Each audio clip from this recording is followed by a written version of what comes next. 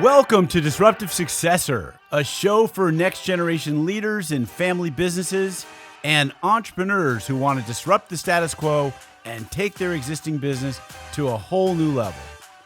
We all know that what got us here isn't going to get us there.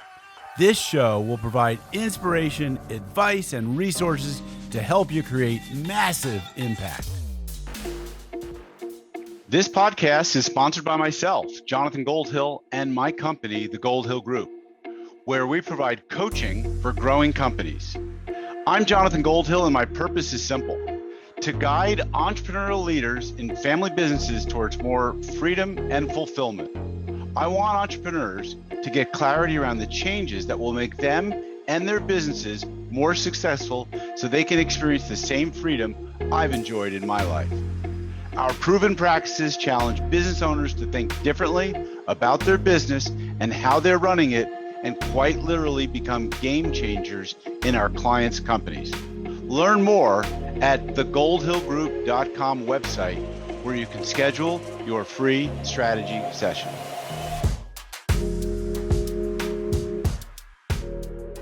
Hi, it's Jonathan Goldhill, and welcome back to another episode of the Disruptive Successor Show. Today's guest, Chris Yonker, comes with a 25-year background and experience running strategy and execution, over $100 million worth of business at 3M, one of the preeminent companies in America.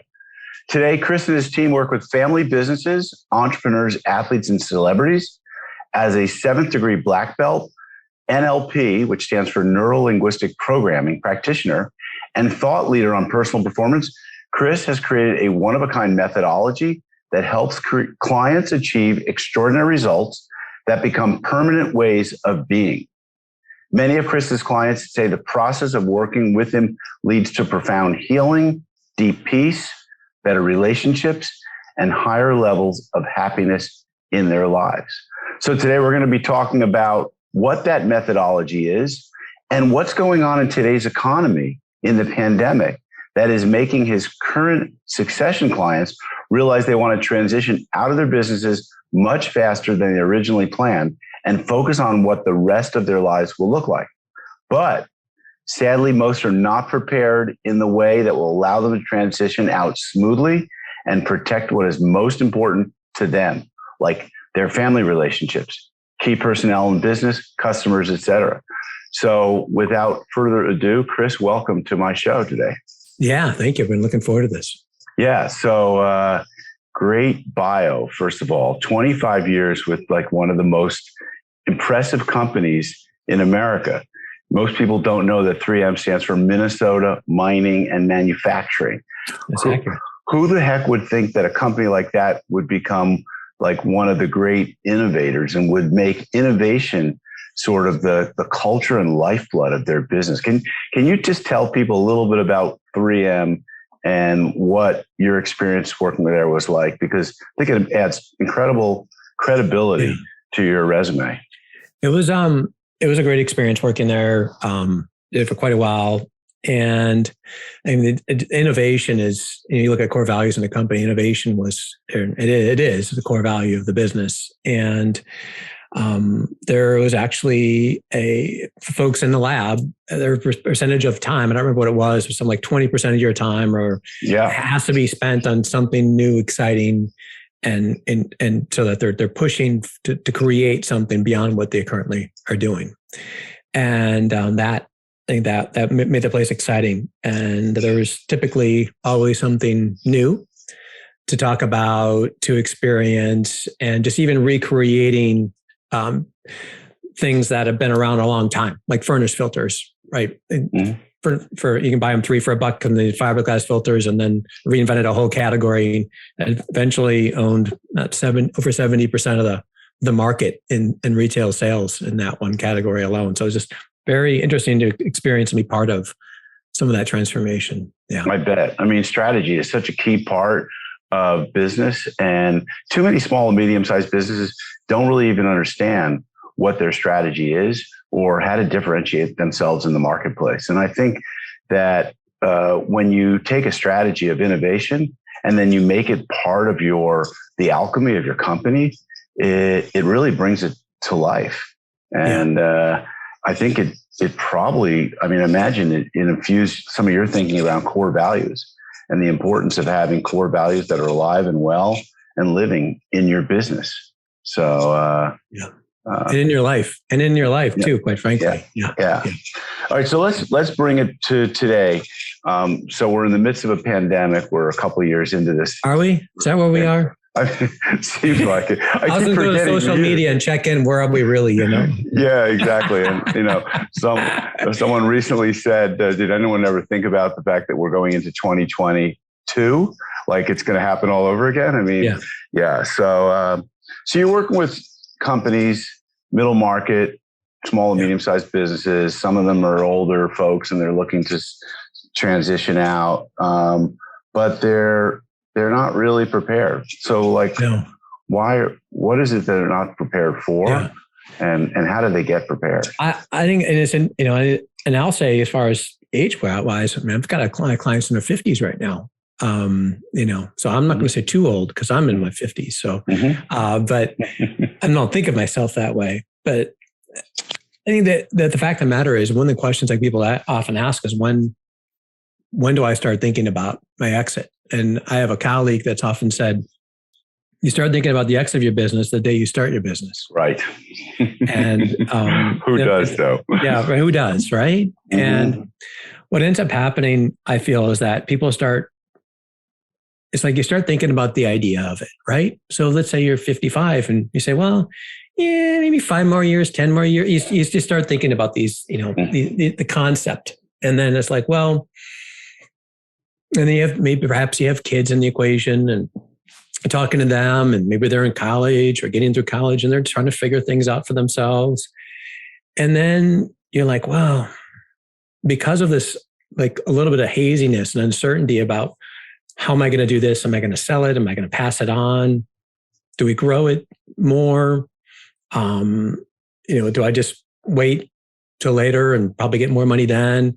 All these pieces, what ends up happening is people just keep kicking the can, and they just, later is later, whenever later is. And I think for a lot of folks, even if you look at what happened with all the people that have even left corporate America during the pandemic, just that alone, you say, well, why? And I think that it's the same reason that people who are owning businesses are really starting to think about, you know what, I think I want to accelerate this, or I think I want to start working on this now, or thinking about this now.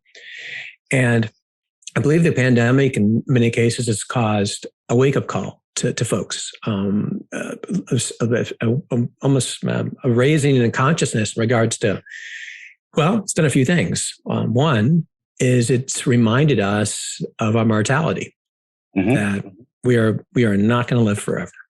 So there's that piece. The second thing is I think it caused people to have to really just reflect on what was most important to them. Even like if you think back 2 years ago when it wasn't quite 2 years, but about 2 years ago when everything just kind of shut down, right? Like everything just stopped and people were just having to spend time at home and spend more time with family and maybe going for a walk at lunchtime, just stuff that, you just didn't do because you're too damn busy to do that kind of stuff. And it's like, I'm one, and now that I realize it's like this reflection happens, like perhaps I'm not living in total alignment to what I say I value and what I'm really concerned about. And because of that, there's more and more folks that are looking to change, transition, do something differently. Even if in some cases, some of the projects I'm working on, I own the business, I'm not ready to sell it, but I want out of the driver's seat. I want more freedom. I want more autonomy. I want to things to look differently so that if I want to do something, I can do it. And, I have a client right now who he wants to sail across a good part of the Pacific Ocean. But his business is not set in a way right now to allow him to do that. So how do I become the person that and has a business to do that, right? And how do I make that happen? Which it's very similar to succession. When you're taking someone and you're making them insignificant to the business, right? And that's that business can transfer eventually. So what I think is really important to point out is that the right time to exit the business is when you're being pulled towards something else, like you want to sail across the Pacific, or you want to travel. I mean, those are the common ones I hear. The wrong time to exit is when you feel like you're being pushed out because you're burnt out, or because your business is becoming irrelevant. Maybe the industry, the niche that you're in is becoming less and less relevant. And so your business is declining in value. It's really difficult, I think, to time the market in terms of the sale, but I think we can control our outlook and focus more on what are we being pulled towards rather than being pushed out from. And so it sounds like you have developed a methodology to help people change who they are, their being. Like I noticed in the bio, it wasn't like, our methodology is we change what they're doing. It's we change who they're being. Tell us a little bit about what big distinction, right? And let's talk about that distinction and what it looks like. Let's go into, let's say that you got this thing, you're being pulled, like you said, right? I'm being pulled to go towards something, whatever that is. And let's also use an analogy if I'm on a journey. I'm on a journey and I'm being pulled somewhere and I want to start heading that way. So the first orientation is that we want to, a good way to look at it is we want to build a compass. And so we have this 3-point process of like building this compass out. And the compass is what's going to help us drive our direction. And the compass is composed of core values, what we call the hierarchy of fulfillment, which in essence is it's all aspects of our lives from spirituality all the way through experiences, business, financial, and beyond, the impact we want to leave. And then the third element is the strengths that we have. Because people look at, I'm going to be on a podcast here in the near future that is all about, I guess you could say the aging marketplace, and her podcast caters to folks that are in the next chapter of life and their kids and how to manage that. And one of the challenges that you have later in life, and my grandfather had this, is this loss of sense of purpose. Yeah. Because it's like, well, I don't know what to do, because what I did, and part of what we'll get to in a second, is what I did was who I was. And my business defined who I am. I don't know who I am without my business. I don't have an identity. I don't have, it's real, and it's very concerning to folks because they're having, especially for first gen founders, that business was like a kid. It still is like a kid. Yeah. And it's part of you. And the idea of separating from that is very, very scary. And there's a bit of transformation that can happen through that. But your strengths don't go away. Your core values don't go away, and your vision doesn't go away. It's what got you into the business you have, and you take that compass and it can bring you beyond wherever it is that you want to go. But getting clarity in those three things is really important, because it's those same strengths that you're going to use somewhere else potentially, right? And so the other thing about the compass, though, is like, I've got a compass, but what if I had a magnet? And this magnet came over here near the compass, and then the compass wouldn't work so good. It would start going weird directions. And there are things that we want to do to make sure that our compass is operating properly. And one of the things that can cause our compass to go offline is when we're focusing on our ego, and our ego is driving what it is that we want. For example, I want to prove things to the world. I want to have more power and authority. These ideals that high achievers can get into that are very great when it comes to business, like to be number one and be the best. But it's like a bucket with a hole in the bottom. You can never really end up filling it up, because someone's always going to be better than you at some point anyway. And you want to take that down the continuum. So these ideas of creating a life that has a centered life, if you will, and a life that's got a higher state of consciousness tied to it. There's opportunity to transform within that so that we can redefine, who we believe we are in our life experience. It doesn't mean that we're going to become a different person, but in many cases, what it does mean, though, is I'm going to now navigate more from my truth instead of from my ego, which is totally different point. And I'll give an example. I had a client who wanted to sell his business. We decided, when he hired me, he wasn't sure. But then he decided within about 6 months that, you know what, I'm going to sell this thing. I got offers on the table. My kids don't have interest in the business. I want to sell it. And a couple of things he wanted. One, he wanted to take care of some of his key employees that got him to where he is. And, so he was able to build it into how he would take care of them when he sold the business and everything else. But he hit a wall. A few months before, he made the final decision because he had this realization that if he kept the business, let's just say he was going to sell the business for $50 million. He realized that if I held it for 5 more years, I might be able to sell it for $70 million. And through our work, he didn't need 70 million. Like we already laid out everything that was necessary for the rest of his life. Everything, like all his goals, dreams, ambitions, the place on the ocean that he didn't have at that time, which he does now, by the way, the whole nine.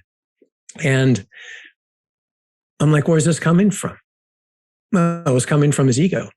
He didn't want to be the guy who's at the country club that could have sold his business for more and didn't. When we cleared that up, he was able to walk away from that and sell his business and be in a much different place today. And the process he uses to make decisions changed dramatically. So it's very interesting. I can't help but notice there's a statue of a Buddha behind you. And I think of the Buddha as kind of an egoless embodiment of a being. Yeah. And so obviously, I think having less of an ego is part of the path. So does one of the first steps on the path, though, does it start with being having less of an ego or separating your ego, or does it start with a financial plan and knowing because I think the pragmatist says, I need to really have a financial plan. I need to know, what do I need in my future? And you could be at age 20 or, starting to think through this stuff. But the spiritual person says, no, I just need to be egoless or less of an ego and live my life and approach from that. So riff on that for a moment. I think that, I think it's all, there's no path that's linear. Right. That's for sure. Especially the sailor. What's that? Especially the sailor going across the Pacific. It's right. It's not linear. It's a good metaphor, it just isn't. Yeah. But the fact of the matter is the aspects and strategies are the same, but not everyone's going to go, the process is going to be a little bit different. Mm-hmm. The first order of business, quite frankly, for everyone is creating space. Because for most folks, typically everyone I'm working with are business owners. So they're all business owners. They're privately held companies. Busy people. Busy. So busy. And we all are. We all fill our time. And the idea of creating space just to have space is kind of, it seems like, well, why would I create space in my day? That's wasting time. Right. That's wasting time. It's not getting things done. I love creating lists and checking off boxes and getting things done because that also feeds our ego. But it's a great strategy. I'm a recovering high achiever myself, and it works. But for the first step is creating the space. So I have to create some space. Mental space, physical space, emotional space for people to do this work. That's one order of business. And yes, getting clarity on core values and figuring out what you want is another piece of the work. And it's my job as we go through that self-discovery, that's where the piece comes into what's navigating the path of how I want health and wellness to look? What's navigating the path of how I want my loving relationships to look? What's navigating the path of the homes I want to live in, the car I want to drive? All of those things, like meaning like why, which is part of the process of building out this hierarchy. Why? Why does it matter? Why is it important? Is it I know I was working with an author that said they wanted to buy a jet. And then they wanted to buy the jet so they could prove to the world that they made it. And they've already, accumulated millions of dollars and live in a very at a very high level and made multiple best-selling lists. But it still was like, it's never enough. It's never enough. And it's never enough. And at some point, what I find, the people that end up working with me, they want to transition. But at the end of the transition, they want to have more peace. Yeah. That's the common thread. Right. They want more peace. Right. But you have to have more peace, maybe first, to make the transition. So I think it's come together. Yeah, absolutely. It's so important. I mean, so coaches have long talked about this be, do, have mentality. Yeah. And you have to first change who you're being, and then change your doing to then create your, what you have. Right. A lot of people, it's like first when I have $1 million or 10 or 100 or whatever, then I'll do these other things and be that person. But it doesn't really necessarily work that way. No, it does not necessarily work that way. And it really comes down to is, what do you want from the process? I mean, say, well, typically what ends up happening is like the people focus on what they don't want from the process. I don't want a broken relationship with my kids. I don't want to lose a legacy of my business. I don't want the people who've worked so hard for me to feel like they're at risk if I leave. These are things I don't want, and they're totally understandable things I don't want. But we can't get to where we want to go while trying to avoid not being somewhere else at the same time. So as coaches who do some similar work, little overlap, how do we get our clients, do you think, to experience what we're talking about? Yeah. In lieu of, or in addition to just talking about it, right? I mean, some people have referred to me and said, "You're really like a business therapist." And and strictly speaking, I really am. And when I came out of business school 30 years ago, I thought, I want to be a business therapist. And I thought to myself, that's probably not a very good marketing handle. Like, not a lot of people are going to come to me. A lot of business owners have a lot of pride. They don't want to go to a therapist and talk about their problems. But, principally speaking, a lot of my work is done over Zoom and is done through these types of conversations. And I think they're powerful, but I think experiential learning is got to be a part of it. So how do we bring that into our clients' lives? Yeah. Well, I think first we get people get clear on what they really want, and why, regardless, right? Mm-hmm. What's pulling you and why, and then what is it? I think the question that people need to ask themselves is, what are you avoiding? Which is a good question. It's an interesting question, right? Like, what are you avoiding and what are you tolerating? And that's an interesting one, because there's a lot of business owners I've worked with that say, well, I'm tolerating my current state of health and wellness. I'm not doing anything about it, but I know I need to. It's kind of like this. It's like the business exit. I can do it later. Mm-hmm. Later's good. Later's good. When's later? And that the work that you're doing, which is just is awesome in regards to giving people a methodology and a model to scale, and helping them do so. And it's like, well, and they think about someone who's got their kid in the next gen, and we pull them in like, oh, we'll do that later. We'll do that later. Like, I'll wait to, dad. It's like, well, why would you wait? Like, when I've always asked people, at any point you transition your business, would you like the business to be better at the point you transition it? Yeah, I think absolutely. As I reflect on this, I think one of the challenges for entrepreneurs, first gen, founder-led companies, is like, part of it is that they've defined themselves so much by their business, but the other part is maybe they're the kind of person who always has to be doing something. They're always having to be, working on a project, producing something. They're not comfortable with idle time. My friend and one of my mentors used to call it practicing intelligent laziness. How to get more done doing less. We hear about all these things, but it's so difficult for the person who's work addicted or just workaholic to really slow down and turn that drive off.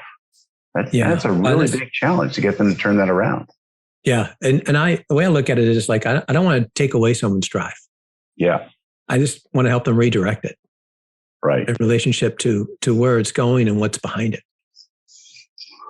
That's the key, right? Like no one's looking at like, well, I'm a higher, so am I. I mean, I'm still going to be a high achiever. I'm still wired that way. Mm-hmm. But also doesn't mean I can't be more present where I am. There's things that, that we can do to intensify how we're directed. And quite frankly, also for those folks that are, wanting to do more, then your contribution can be so much greater beyond the organization you're in. I was talking to an entrepreneur recently that's built a magnificent business, and is best places to work like 4 or 5 years in a row now, as well as just some other award they've gotten in the marketplace. And he's got a really great methodology on, how they take care of their people, how they build culture, like this could be like taught and unpacked and replicated in so many places, right? Like that's my point, like beyond where you are right now, right? Or maybe it's on a board, or maybe it's on a nonprofit, or we could go on, where the gifts, talents, and strengths that someone's built to build their business to get to where they are can be leveraged and utilized in a much greater regard if they want to. Yeah, I think teaching our clients stewardship and thinking beyond themselves, which might be being philanthropic or giving up their time. It's part of a brand extension of who they are, and it can be a brand extension of who the company is. So one of the things I made a point of doing a few years ago was taking a percentage. I give away 5% of my coaching fees, and I earmark it by each client what they paid me, and said, here's 5% of your coaching fees. Which organization in your community or at large in the U.S. would you like to support? Because I'm going to donate it in your name and on your behalf. And I'm trying. It's part of my pledge to give back, but it's also a covert way of trying to get them to think about how they can connect with the community at large with their purpose and what they're doing, so they can extend and expand their brand. And that could even be good advertising for them. But I think and it sorts out clients, people who come to me that don't resonate with that, like they're not my ideal clients. Right. So I think why don't you just give me a 5% discount? Exactly. Right. Because I'm trying to teach a lesson here, and I think it's important for them. Yeah. And I think it helps them to sort of carve out the space for them to thinking that there's something bigger than just, building a company with a lot of profit. It's like your client who is building out all these core values and this incredible culture. I mean, he's not only giving people a job, but he's giving people a bigger sense of purpose, a bigger life. That's and right. It's great when entrepreneurs can do that, but not every entrepreneur is wired to do that or learn that. It's unfortunate. Yeah. Well, I think it's a matter of realizing that, I think it's the value of life itself, right? And like if you look at leadership in itself, I think one of the premises that I hold is that when someone works for you, they want to know, can I trust you to care about me, and can you get me to where I want to go? And I talk about that all the time with the leaders. Is like, well, can your people answer those questions? And in this gentleman's case, absolutely. And that's why he's got the retention they do. And that people know that you care, it matters, and they're going to be more engaged by far anyway. And, and then just think about that beyond the walls of your own business, right? In regards to your customers and the impact and the legacy. I think you look at this idea of what is it? What is a legacy, and what's that mean? And how do you define that? And how do you build one out in a way that you feel good about, that carries on beyond, and especially when you go to that exercise of the deathbed exercise or later in life exercise, where you're like, how do you want to be remembered exercise, right? Yeah. And it can be a pretty powerful one. I mean, I can't turn the camera very easily, but I have this picture of this really awesome painting on my wall, and it's big. It's like this big. I mean, it's big.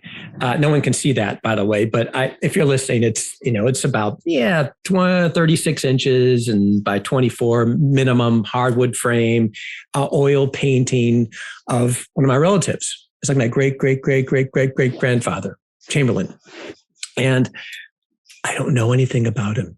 I mean, I haven't, and I can take that on me, but it's just interesting. And it's a reminder though, too, that like this idea of legacy, like how do we want to be remembered, right? How do we want to be remembered? And what's that mean to you? And I think the other aspect too, as we're navigating this journey, one of the questions I'll ask folks is, how do you define a life well lived? Or how do you define quality of life? I love having that one with couples and business. How do you define quality of life? What's that mean to you? And these are real questions. And to ask ourselves, does it mean that you're working until 10 o'clock at night and you're leaving first thing in the morning? And what's that look like? What's that, how do you integrate business and life, and how do those two things work together for you? These are difficult questions for a lot of people to answer. Yeah, I know firsthand. Yesterday, got into a little thing with my partner and my girlfriend, and talking to her about what does she want, and it was really difficult. I empathize that a lot of people who are maybe older, and at the point in time when people could be thinking like, "Are you ready to take some chips off the table? Are you ready to exit?" Yeah. But they're still looking at creating and seeing themselves as vital. All right, let's talk about a couple things. I want to get into dealing with families that are dysfunctional, like the Rogan, families? Like the Roy family on Succession. But I also want to give people some practical takeaway tools. So if someone is thinking of exiting their business and they're talking to a business intermediary, business broker, whoever they're talking to, and they're really concerned about protecting key people in their business, whether it's family members or but let's just talk about the key people. What are, practically speaking, some of the things that they can do to protect those people? Yeah, I think the first thing is to figure out is what's non-negotiable in regards to your succession. Like, what's non-negotiable? What are you not willing to sacrifice? Mm-hmm. If you're not willing to sacrifice, like say, okay, I don't want to put my, like say, I've got my mission, vision, core values of my business that I founded, and here it is. And I want to protect that and my key employees. Then I would, I don't know if selling to private equity is going to probably accomplish that for you. Right. I don't like you've really got to look at the scenarios and where the risks are, and and then where are you, what risks are you willing to take? I have found that there's a strong percentage of folks who will sell their business or transfer their business or do some kind of any type of transition with their business for less than valuation at the point in time they do it. And you say, why? Less than valuation. Because they found a way to do it to protect what they cared about. Right. They wanted to protect their family. They wanted to protect their key employees. They wanted all these boxes they wanted to check. You say, you know what? At the end of the day, if I still end up with what I needed and I could have had more, I'm okay. I'm okay. Yeah. And in that, and I think that to answer your question, making a list of non-negotiables is really important. And then where are you willing to take risk?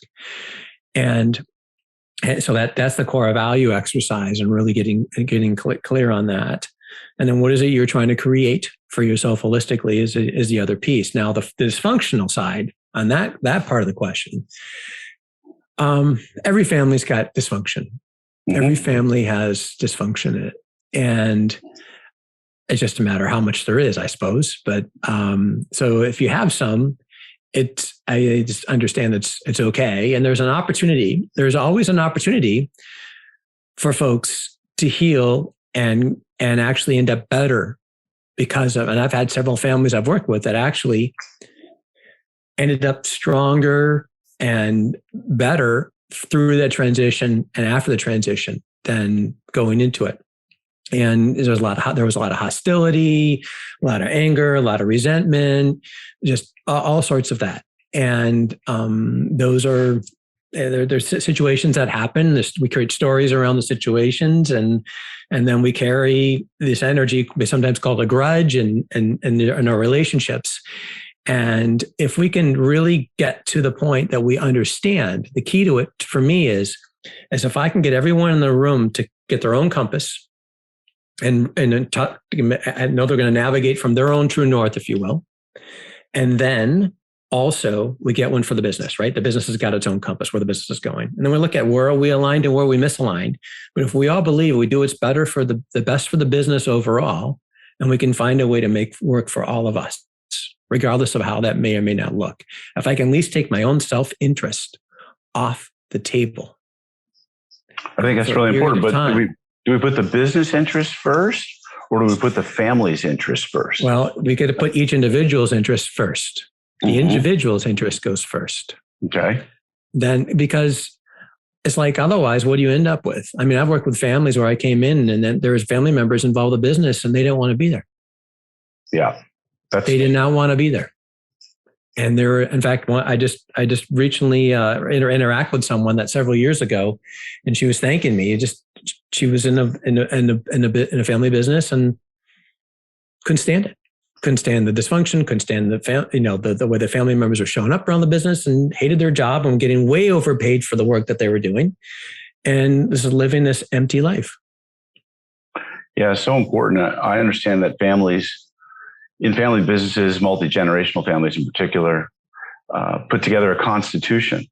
And the constitution probably, I believe, outlines the values that they're going to live by.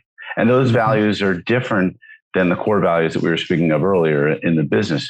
These are like family values, I believe, right. And values that what I would call they don't dictate, but they set the guidelines for what are appropriate operating behaviors with one another. Yeah. And most families don't have that. And, if you're, I don't know of too many parents that have raised their children to live by a set of sort of operating behaviors as a family unit that would make them a healthy family if they were in business together. Yeah, well, it's a in many cases like a charter, right? How do we behave? How do we behave, right? And like you said, and that can be even in a non-family business, right? Absolutely. Yeah. And it's lacking too often, and it's so badly needed. It is, and that we often use Patrick Lencioni's work, even with the families, on the 5 dysfunctions of a team. You could call it 5 dysfunctions of a family. You can totally integrate that into, because it goes back to like, how do we create conflict with one another? That's a big piece, and understanding people's differences. And when you work in generations have different models of the world. They have different core values. They have different philosophies and how life should work, and how it should, what's most important. And unless we can help each generation understand the other model of the world, it can be very difficult, because it's like, I don't get them. I don't understand. I don't understand how they, it's like, well, you're not even trying to understand. Yeah. Well, empathy seems to be the word of the decade or of the year.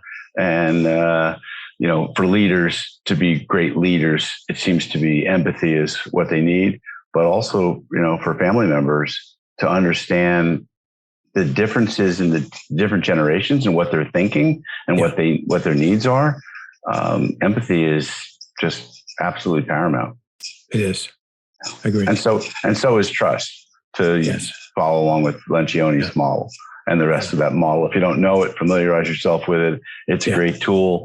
I don't know of a company today that I work with or that hasn't either read the book or, needing to read the book. So, it's great. It's really important and very important work. Yeah. All right. So Chris, tell our listeners and viewers a little bit more about your work and what you do. Well, in essence, the way we define ourselves is we have at our company, what we specialize in is taking folks that are, if people find us, typically it's like they're at a crossroads. It's the best way to put it. Personal and professional crossroads, if you will, that they want to navigate. And it's got consequences tied to it. And looking for a way to go through this, whatever these crossroads are, and in a way that and end up better on the other side. And better mean also with a improved sense of being, I guess is the best. And no one's looking for that in the front side, but it's the most, everyone's got a level of pain, right? I got this crossroads. Oh my God, I'm at it now. And I'm scared. I don't know. I can't even sleep at night because of it.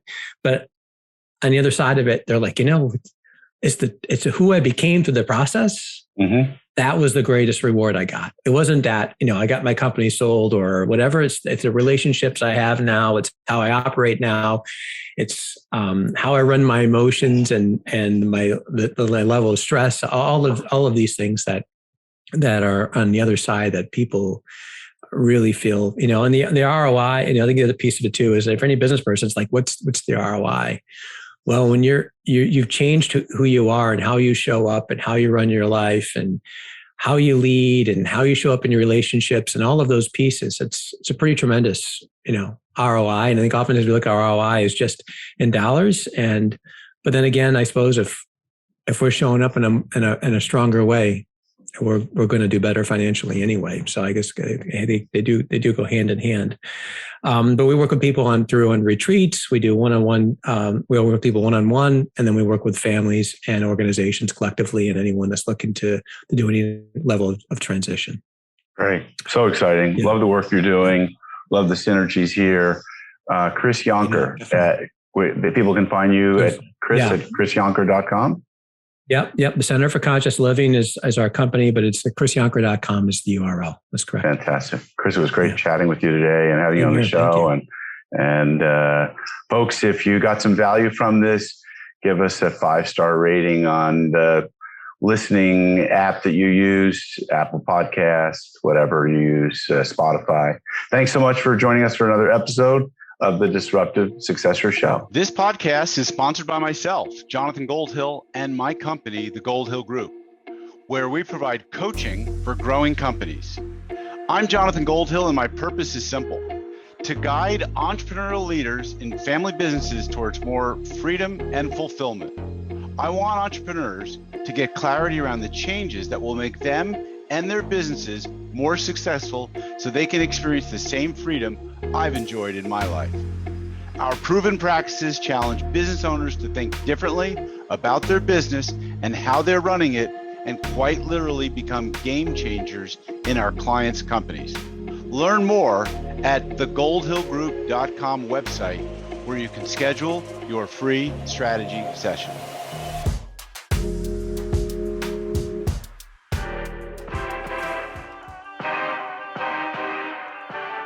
Thank you for joining us on the Disruptive Successor podcast. If you enjoyed today's episode, please subscribe, review, and share with a friend who would benefit from the message. If you're interested in picking up a copy of my book, Disruptive Successor, go to disruptivesuccessor.com.